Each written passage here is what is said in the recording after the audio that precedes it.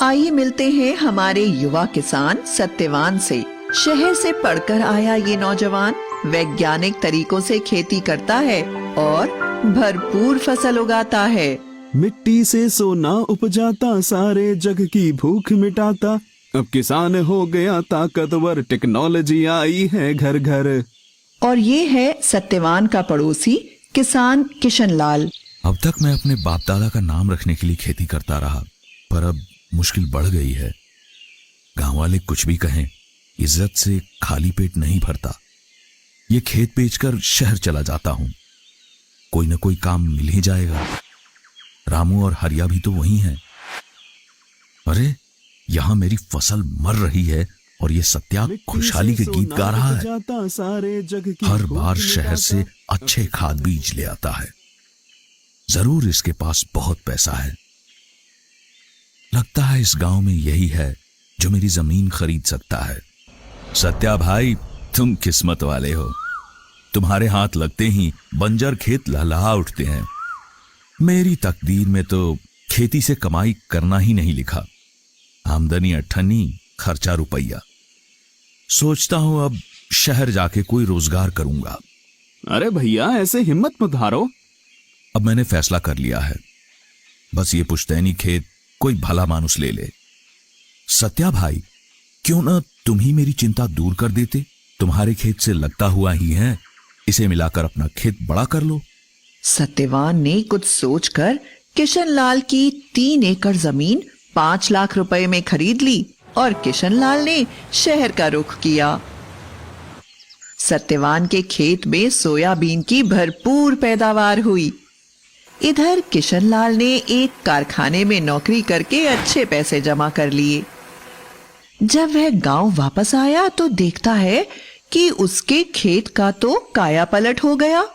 अरे ये तो चमत्कार हो गया। मेरी बंजर जमीन पे इतनी उपज कैसे?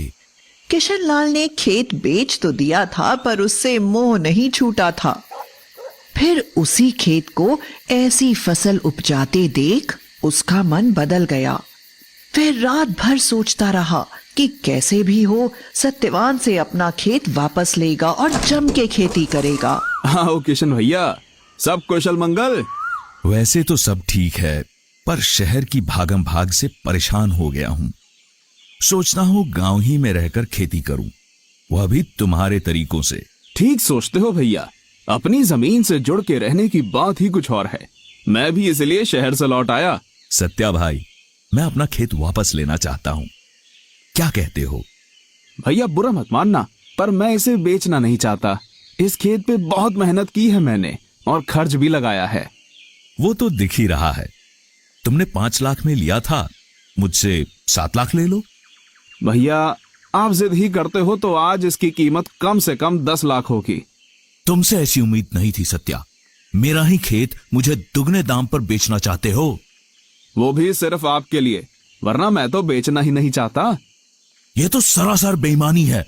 मैं ये मामला पंचायत में ले जाऊंगा। जैसा आप ठीक समझो भैया। क्यों बेटा, तू किसना को उसका खेत काहे नहीं लौटा देता? दादा, मैंने इस सूखे खेत को सुधारने में बड़ी मेहनत और खर्च किया है। मैं तो बेचना नहीं चाहता था, पर किशन भैया अड़ ही रहे हैं, तो उचित कीमत तो लूंगा ना। लालच की हद होती है। 5 लाख की जमीन के 10 लाख मांग रहे हो। भैया जब जमीन आपके पास थी तो एकड़ की मुश्किल से 4 क्विंटल सोयाबीन होती थी, अब पूरे 9 क्विंटल उतरती है। भैया ऐसा भी हो सकता है क्या? क्विंटल ऐसा भी हो सकता है? अरे मुझे तो यकीन ही नहीं होता। हैं? इतनी उपज तो हमने कभी ना देखी ना सुनी। ये तुमने कैसे किया? इसकी मदद से।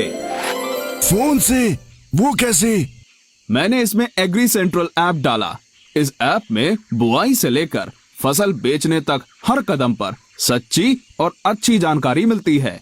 बस मैं एग्री सेंट्रल की सलाह अपनाता गया और पैदावार बढ़ती गई। सरपंच जी, मेरा फैसला। अरे तुम रुको भी।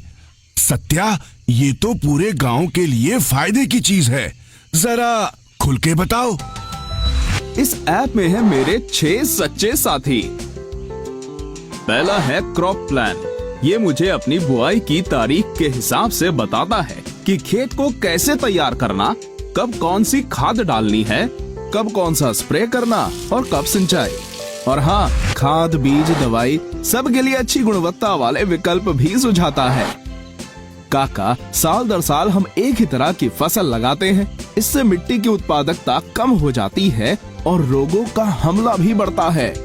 एग्री सेंट्रल बताता है कि फसलों का फेरबदल कैसे करें ताकि मुनाफा बढ़े, खेत उपजाऊ बने रहे।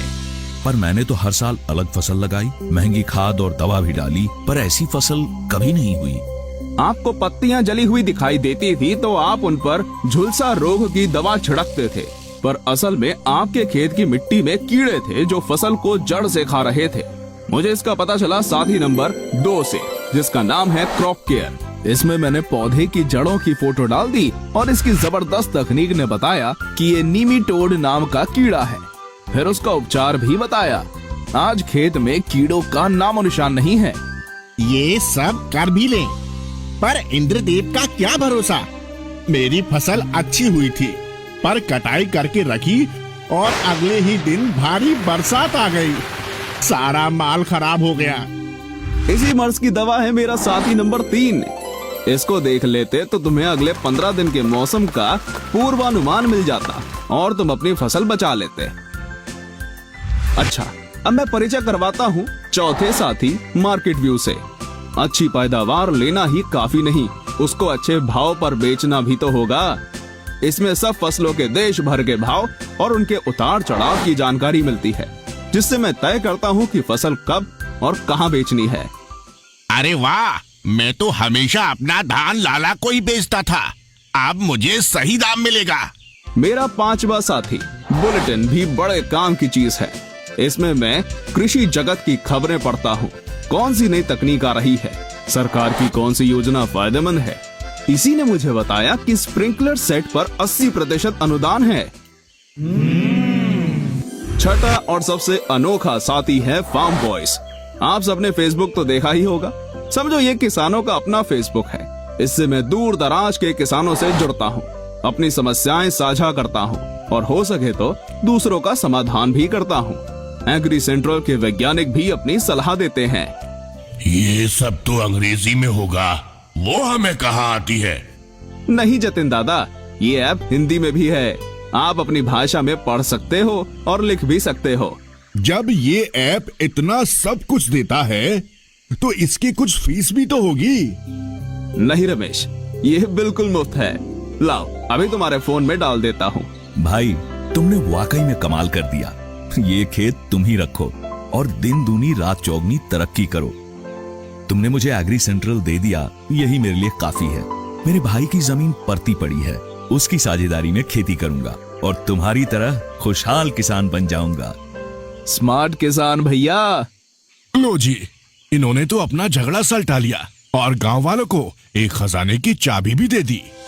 जब हो अच्छी पैदावार हम कैसे माने हार, आ गया है एग्री सेंट्रल लेके खुशियों की बौछार।